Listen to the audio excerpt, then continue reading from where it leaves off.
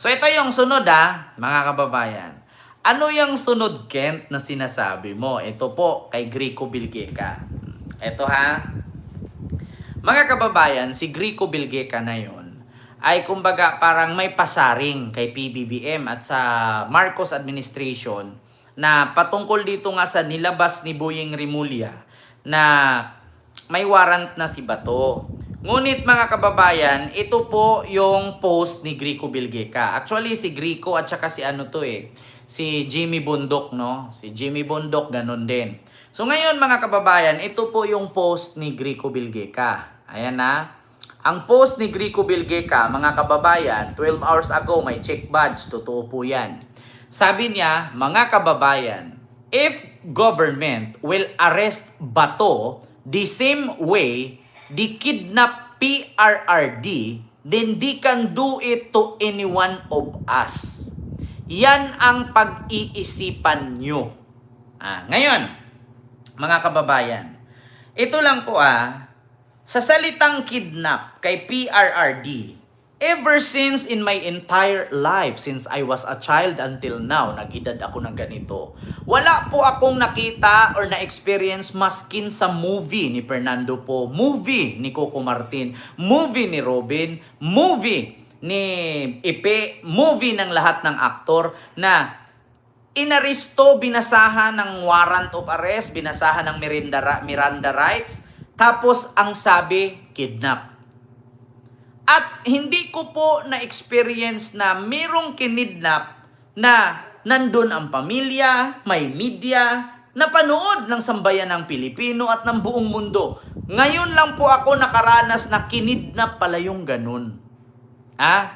Ngayon lang po ako nakaranas na kidnap pala ang tawag sa ganun. Ang pagkakaalam ko kasi sa kidnap, mga kababayan, may ban na puti. Tapos, lagyan ka ng panyo sa bunganga nang hindi ka makasigaw at pilit kang isakay nang hindi alam kung saan ka dalhin. Yun po ang kidnap. Pero kung ipinaalam sa iyo at binasahan ka na ikaw ay dalhin sa dahig, ikaw ay arestuhin, isasakay ka sa eroplano, tapos ganito ganyan, magsama ka ng abogado, hindi po kidnap yun. Yun po ang aking reaksyon. Pangalawa, ang sabi niya, if the government will arrest Bato the same way kidnap PRRD, then they can do it to any one of us. So kung gagawin daw ni PBBM at ng administrasyong Marcos ang pagkidnap kay Digong katulad or ang paghuli kay Bato katulad sa paghuli kay Digong or kidnap kay Bato katulad sa pagkidnap kay Digong, kaya din daw gawin ng gobyerno ng Pilipinas kahit sino sa atin.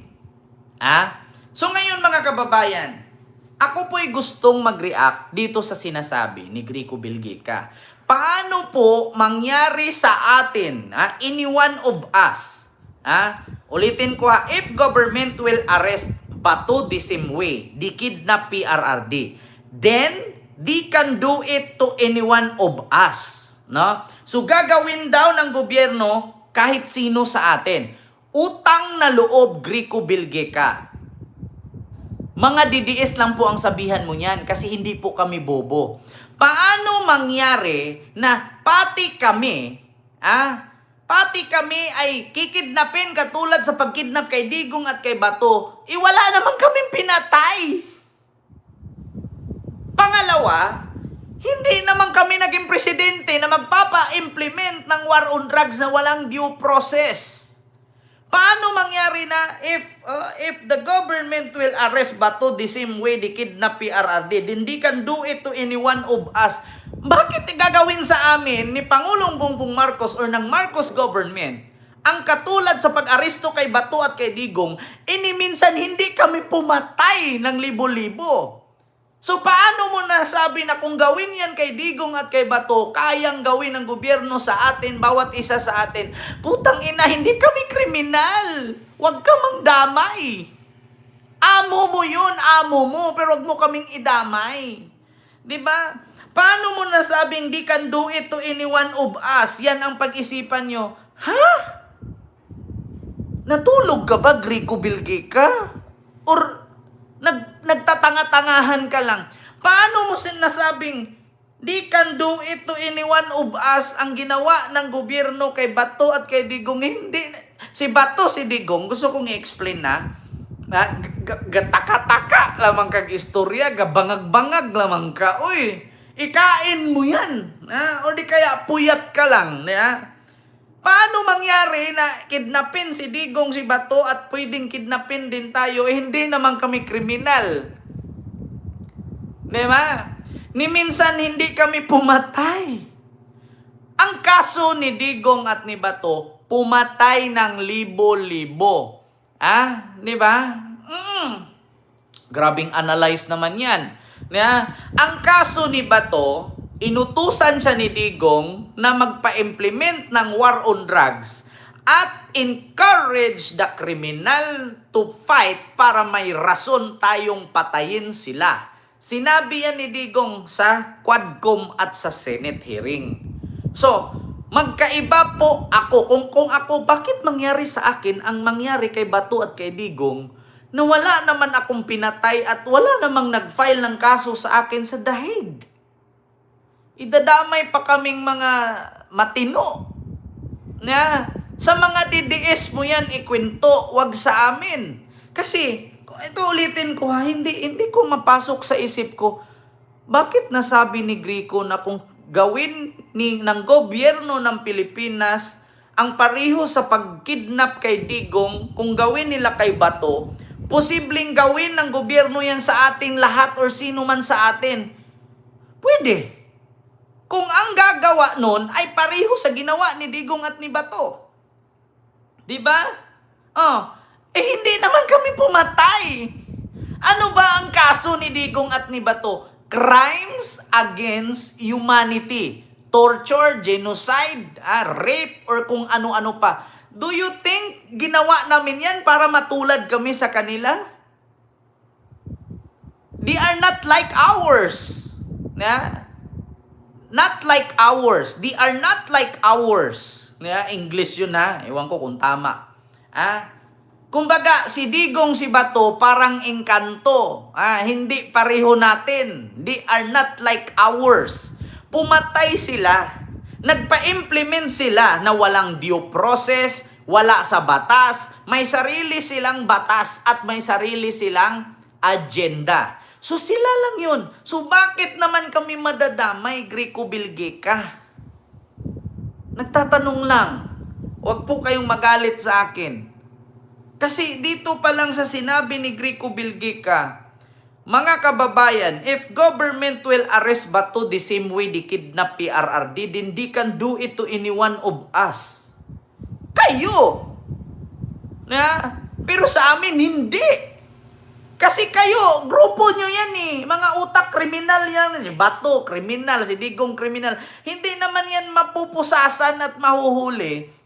Kung walang kaso yan, bakit kami madadamay? Then they can do it to any one of us. Yan ang pag-isipan nyo. So bakit kami mag-iisip na they can do it any one of us? Pumatay sila. Kami never kami nakapatay.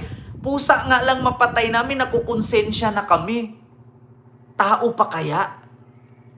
'Di ba? Mas tanga ka, bobo ka, kampon ka ni bangag. Sabi, sorry but we don't share with your sentiments. We do not have crimes against humanity. Try harder. O 'di ba? Kita ninyo yung nag-comment? Sabi niya, sorry but we don't share with your sentiments. We do not have crimes against humanity. Try harder. Ito pa. Unlike the stomach, the brain doesn't alert when it's empty. Arabic proverb. Basta talaga didishit, bubo at tanga, sabi dito. The Philippines is a member country of Interpol, which means we have a treaty type obligation with Interpol. A treaty becomes a state law through transformation, Article 7, Section 21 of the 1987 Constitution. Hence, the arrest of Duterte by the Interpol is valid. Hindi kidnapping. Okay? Klaro? Klaro? Sabi ni Unique. Diba? Buti pa si Unique na nagbabasa lang. Oh, alam niya, bakit si Grico hindi niya alam, bakit pinipilit nilang kidnap? Tapos kung uulitin na naman daw ang pagkidnap kay Bato katulad sa pagkidnap kay Digong, makasakali sa ating lahat ng Pilipino, bawat isa sa atin, gagawin niya ng gobyerno sa atin. Pwede naman kung papatay din kami, pwede naman kung magpa-implement din kami ng war on drugs. Ang problema kasi, how comes na makapagpa-implement kami at makakapag-commit kami ng crimes, pareho kay Digong at kay Bato, wala naman kaming power. 'Di ba? Huwag mo kaming idamay. Bilge ka. Kayo lang. 'Di ba? So paano kami matulad sa kay Digong at kay Bato? Hindi naman kami nag-commit ng crimes.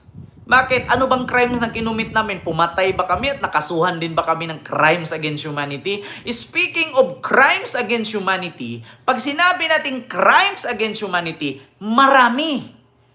Not isa, dalawa, tatlo, apat, lima, daan. 50 mahigit, 20 mahigit. Yun ay matatawag na crimes against humanity. At pumatay ng walang due process. Pumatay ng walang pagligoy-ligoy at hindi man lang pinapakain ng kanin, pinainom ng tubig, hindi man lang inaresto, hindi man lang iniimbestigahan, hindi man lang chine-check, diretsong patay. Ang tawag doon is crimes against humanity.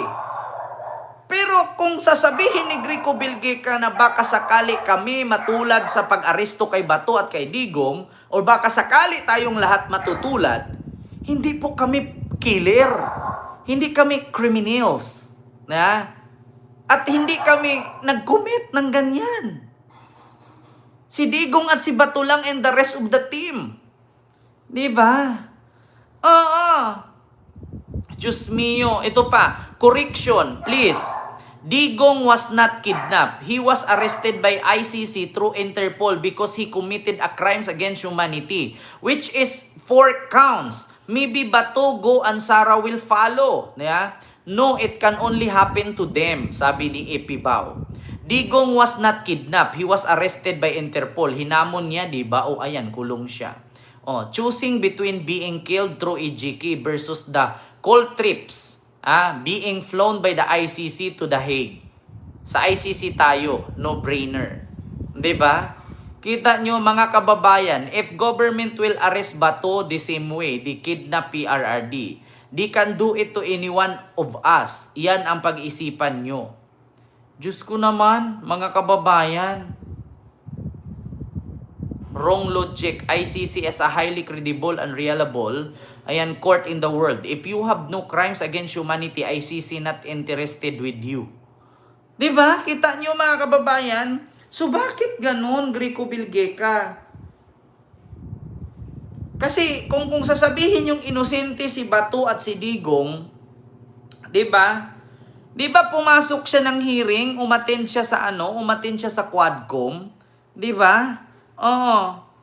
So once na may umamin or inamin, 'di ba? Pag inom nyo ng fentanyl, 'Di ba, mga kababayan? Once na ikaw ay umamin, at tawag dito, ito Digong, inamin. Para malaman natin yung pag inom nyo ng fentanyl. Ayan Ang sinabi ko, ganito, prangkahan tayo, encourage the criminals to fight. Encourage them to draw their guns. Yan, buhay yan. Ayan ang sila, yan ang instruction ko. Pati yan si Kuy. Encourage, pati yan si De La Rosa, encourage them lumaban. Pagka lumaban, patayin ninyo para matapos na ang problema ko sa siyot. Diba? Inamin Kasi sasabihin ninyo, hindi dinaan sa korte, hindi dinaan sa tamang proseso. Di ba pinaatin siya sa hearing ng Senado at ng, tawag dito, Kongreso, nagyaw-yaw si Digong doon. Ang pagpunta niya doon sa Kongreso at sa Senado, di ba, Hindi po laro yun, hindi joke yun. Hindi ka parang umaten lang doon na nagtagay ng tuba, tas kakain ka ng sumsuman, tapos kukwento mo lang, tas tagay ka ulit. Alam mo pre, ay, sabi ko pre, patayin nyo. Tapos problema ko pre. Tagay, ikaw naman pre, sunod. Hindi po tagay yung nandun sa Senado, sa Kongreso ha. Proper forum po yun. Tinanong po siya doon, nililitis po siya doon, chine-check po siya doon. Ang problema lang kasi kay Digong sa amo mo, Greco Bilgeca, mayabang kasi siya. Sa sobrang kayabangan niya, alam nyo, when emotions are high, the intelligence is low or are low or is low. Sa sobrang kayabangan niya kasi, mga kababayan, kung ano-ano sinasabi niya, akala niya hindi siya tablan. Imagine mga kababayan, and I will tell you frankly, no, si Digong hindi po miyembro ng X-Men. Na kahit pag nagyaw-yaw siya dyan, hindi siya makukulong, hindi siya maaaresto. Take note, Digong is an ordinary citizen at this time at all. Hindi na po siya powerful. Wala na siyang power, maliban na lang sa kanyang influence. 'Di ba? So bakit mo sasabihin na kung gagawin ulit kay Bato ang ginawa kay Digong, posibleng gagawin sa ating lahat or bawat isa sa atin, yung pagkidnap, my God, bakit ako kikidnapin? I am not a Nepo baby. At pangalawa, I am not a billionaire. Pangatlo, wala akong kaso at hindi ako pumatay at hindi ako kriminal. That's all, period. Diba? Diyos ko. Mga DDS, no? Minsan, hindi ba kayo napapagod na mga bubo kayo? Kami napapagod, kami mag-isip eh. Kung ganun pala ang meaning ng kidnapping, ay putang ina. Diyos ko po. Ang dami palang meaning ng kidnapping. Ano yan? Science? Maraming branches? Maraming branches? Ganun pala? Yung kidnap? Babasahan ka ng Miranda rights, babasahan ka ng warrant of arrest, kaharap mo yung PNP CIDG chief, tapos kasama mo yung mga pulis na may mga active sa trabaho, may mga license, may kasama kang abogado, tapos susunduin ka ng eroplano, ihahatid ka mismo doon. Saan ka nakakita ng kidnap tapos hinatid? Saan ka nakakita ng kidnap na nabibisita ng anak, apo, asawa noon at pangalawang asawa ngayon? Saan ka nakakita ng kidnap na gano'n na kakasama mo, nakakausap mo? At nababati mo pa, tay, musta ka dyan, tay? Tumitigas pa ba? Hindi na. Kidnap ba yung gano'n? Ang kidnap, tatawag yung kidnapper at magpaparansam. Yun yun, oh. Ito, si Digong, hawak ko, 10 million pesos. Pag hindi nyo nabigay, putulan ko ng isang kuko ito. Yun ang kidnap. Diba? Ito, hawak ko ang tatay ninyo. Pag hindi kayo nagbigay 1 billion, puputulin ko ang titi nito. Yun ang kidnap. May ransam-ransam, may kapalit. Alam nyo, paano nangyari yung kidnap na yun? Can you explain it, Greco Bilgeca? Paano mo na-explain? Paano mo i-explain na kidnap yung ganung tawag na ganun? Alam nyo, hindi na utak yung nasa loob ng ulo ninyo. Luga na yan. Iligo nyo. Iligo. Init lang ng katawan yan. Diba? Kung ganun pala ang kidnap, so hindi totoo pala yung napanood ko sa palabas sa TV. Na may puting ban, tapos lalagyan ng panyo yung bunganga mo, tapos kunwari manglaban ka, tapos bubuhatin ka ng macho, tapos sasabihin mo, Kuya, natanggal. Ganun ba yan? Kuya, natanggal. Ganun ba yan? Kung ganun pala ang kidnap, kung ganyan pala ang kidnap, babasahan ka ng warrant, samahan ka ng maraming pulis, so iba pala yung napanood ko sa TV na naglalakad ka, sexy. Tapos may puting ban huminto, tapos binuksan ang gilid, tapos may mga bumababang macho, tapos lalagyan ka ng panyo sa bunganga, bubuhatin ka ng pursupersahan, ipasok ka sa ban, tapos sasabihin mo, Kuya, wag po, Kuya, natanggal. Hindi pala kidnap yung ganon. Ano yon? Drama lang? Trip-trip lang? So kung hindi pala kidnap yung tawag sa ganon, anong tawag doon sa sabungero na kinuha ng mga armado, sinakay sa van, Tapos, hindi na nakita hanggang ngayon. Nakita ninyo yung binalita sa GMA na isang sabungirong kinidnap, dinukot. Di ba? Ang Tagalog ng kidnap, dukot. So, hindi pala dukot ang tawag doon. Yung isang sabungero, anong pangalan doon, mga kababayan? Ito sabungero, dinukot. So, halos 700 buto ng tao na ang nakuha sa Taalik. alias Dondon. ito mga kababayan, ito Ito ang kuha ng CCTV ng pasukin ng mga armadong lalaki ang bahay ng 44 anyos na si Ricardo John Lasco sa barangay San Lucas, San Pablo, Laguna noong August 30, 2021. Makaraan ng ilang minuto, agad ding lumabas ang grupo, bit-bit na si Ricardo at isang kahon na sinasabing naglalaman ng mga alahas, relo, pera at iba pang kagamitan ng pamilya. Mabilis nilang nilisan ang lugar at mula noon hindi pa rin siya natatagpuan.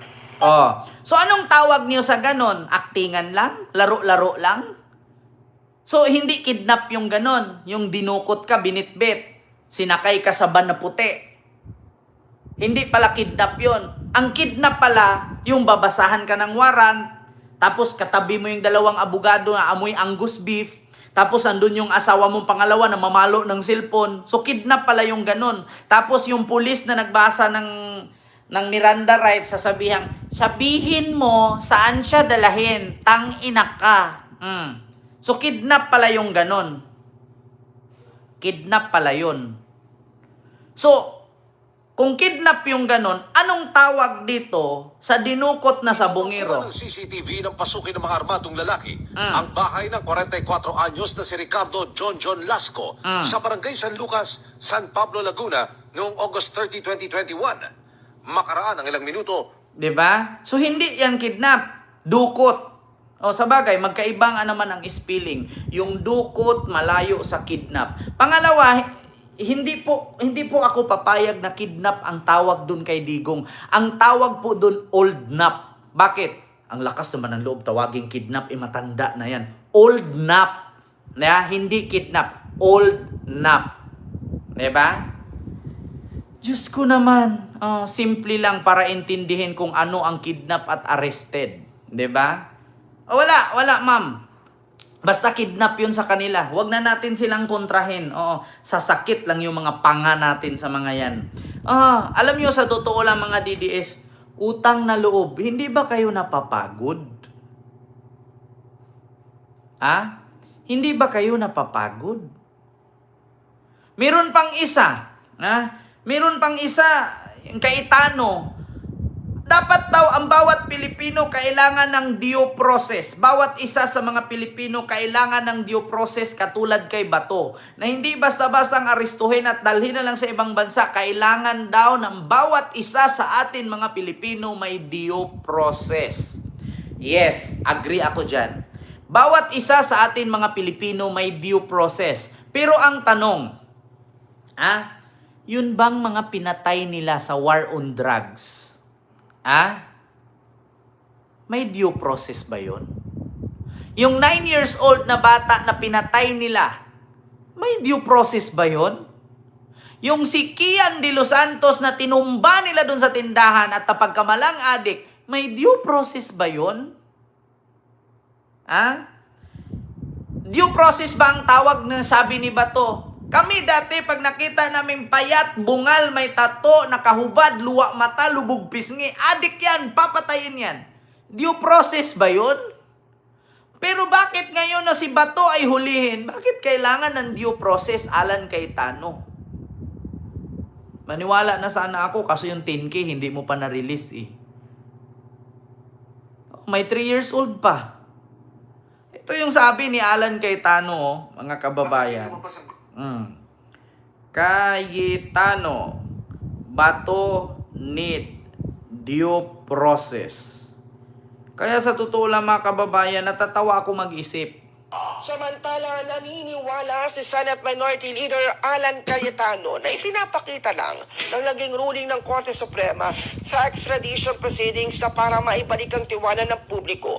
Mahalagang magabayan ito ng prinsipyo at batas. Dagdag pa niya sa gitna ng puputok na balita na warrant of arrest kay Senator Ronald Bato de la Rosa, mahalagang matandaan na hindi dapat magamit ang batas para sa politika. Anya, ayon sa korte, dapat dumaan ang lahat sa batas at due process. Dagdag pa niya ang desisyon dito ay hindi rin dapat maapektuhan ng bias o emosyon.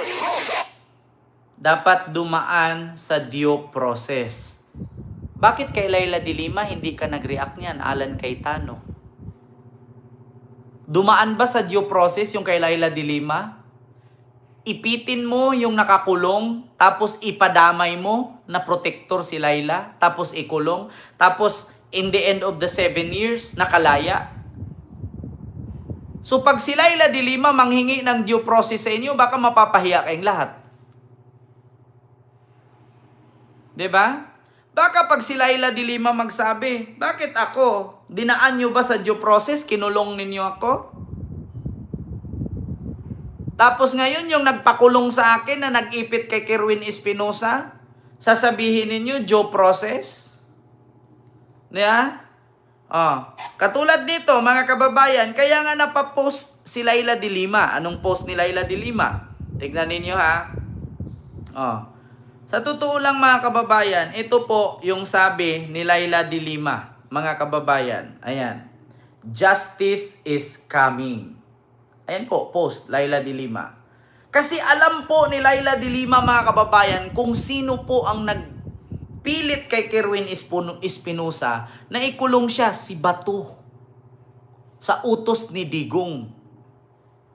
Kapag si Laila de Lima manghingi ng due process, Alan Cayetano, pag hindi mo mabigay, baka mapapahiya ka. Diba?